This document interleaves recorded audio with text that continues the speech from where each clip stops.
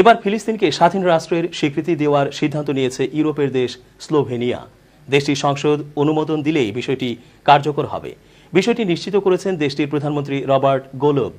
এক সংবাদ সম্মেলনে রবার্ট গোলোব বলেন, ফিলিস্তিনকে স্বাধীন ও সার্বভৌম রাষ্ট্র হিসেবে স্বীকৃতি দেওয়ার সিদ্ধান্ত নিয়েছে তার সরকার। এবার এই সিদ্ধান্ত কার্যকর করতে দেশটির পার্লামেন্টের অনুমোদনের প্রয়োজন পড়বে। আগামী মঙ্গলবার পার্লামেন্টে এ বিষয়ে ভোটাভুটি হবে।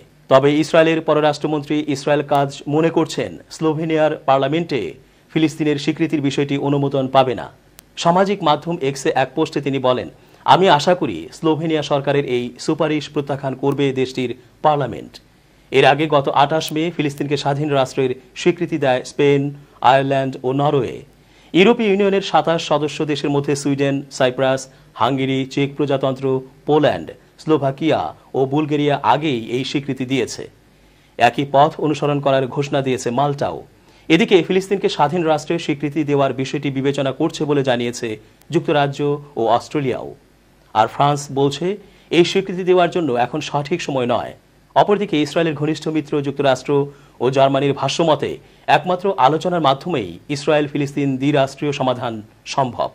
এখন পর্যন্ত ফিলিস্তিনকে স্বাধীন রাষ্ট্র হিসেবে স্বীকৃতি দিয়েছে জাতিসংঘের সদস্য 147টি দেশ।